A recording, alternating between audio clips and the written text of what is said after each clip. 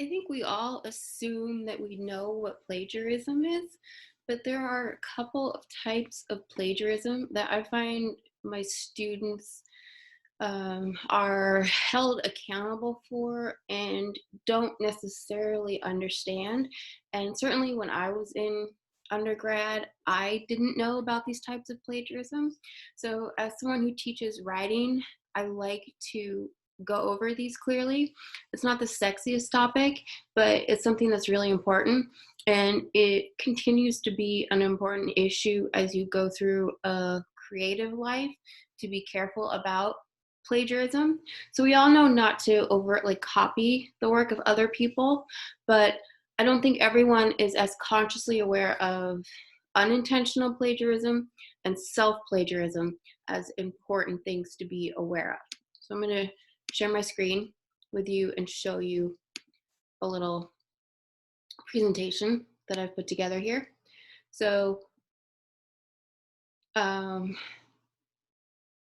my students are held to these standards, and if you're one of my students, you should know that you are held to these standards by most of your teachers and by the college that you are signed up to be a student in.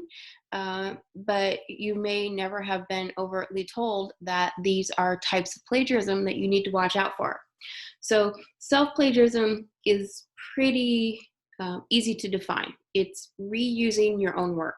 So if you wrote a paper for one class or you published something in a school newspaper article or online somewhere, it's considered plagiarism if you reuse those exact same words for another class, or if you publish something online one place and you take one paragraph and put it in another article or another publication.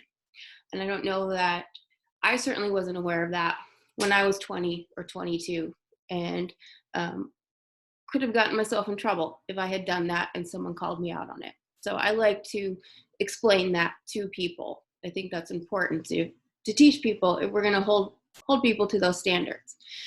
So that said, I think it is a good practice as a busy college student or as a busy writer if you reuse your research. So while you don't want to reuse the same words exactly, if you did a lot of research on World War II or on, best practices for having a baby with a doula instead of going to a traditional hospital for one class, I think it would be great to use that same research to write something else for another class or for another article.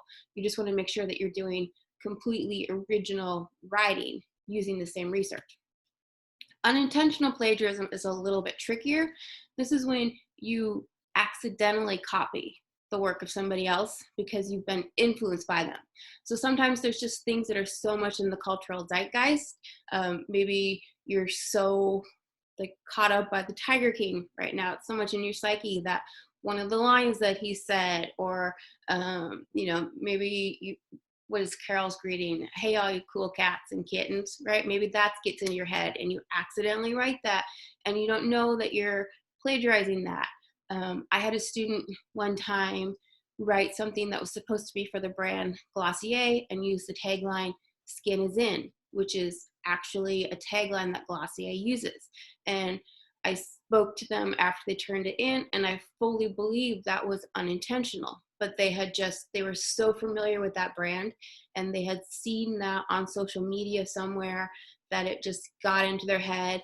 It's really catchy, it's rhymey, it's simple, and it's one of those things that just, you don't even know that you're not coming up with it. So that can totally happen. And this isn't something that's just an issue for us when we're in college. This is something that creative professionals have to think about our entire lives. When I worked at an advertising firm, I saw one of the writers get in major trouble for copying something that was influenced by a Will Ferrell movie. And it it almost lost us a major account because the client got involved and the ad actually ran, and we were going to get sued by the photographer who had created the image, and it's not good.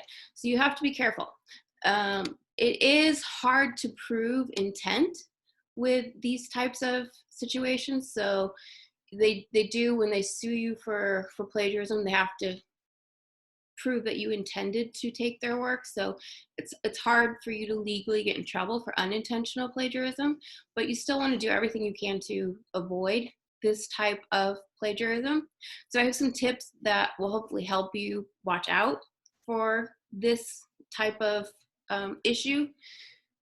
A lot of what you can do is just be careful when you're in your research and creation part of your process. So if you take good notes while you're doing research, that can help you remember where your ideas came from, and that helps you separate things out so you don't blur all of your ideas together, and it helps you just categorize in your mind, okay, this was mine, this was not mine. If you have the time, there's not always the time in the process, but if you can, you have this luxury, try to create a separate research phase and a separate writing phase. So maybe take a different day for research and a different day for writing. And if you don't have that amount of time, maybe even take a lunch break between research and writing, whatever you can do to mentally pull those two stages apart. Check your final version against your inspirations.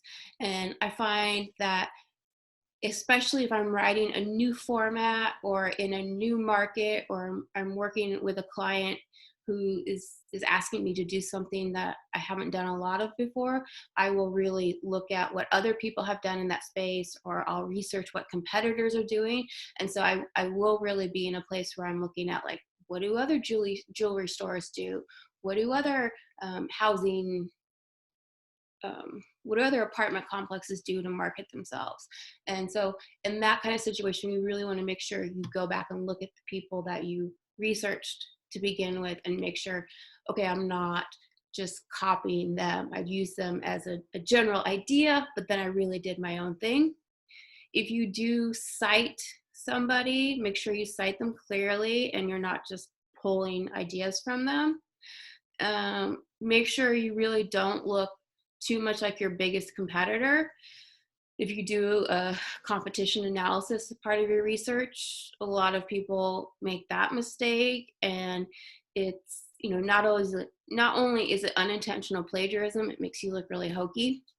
And something else that helps is, after you do your research, if you have things that inspire you that are completely unrelated to analyzing competition, that's going to help you think more broadly, just be more creative in general, and get away from unintentional plagiarism. So I have, like, I'll go for walks.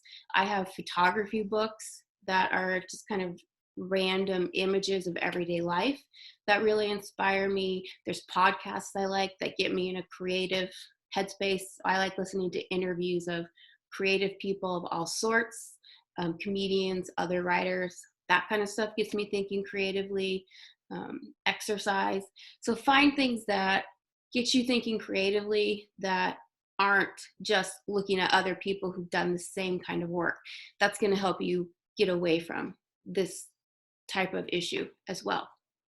I hope that's helpful, and I just want to make sure you're aware of these issues, because these are standards you will be held to, and I don't think we're always told them. I certainly wasn't made aware of these issues early in my writing career, so I hope this is helpful for you, and I wish you good luck in avoiding these trickier forms of plagiarism. All right, happy writing.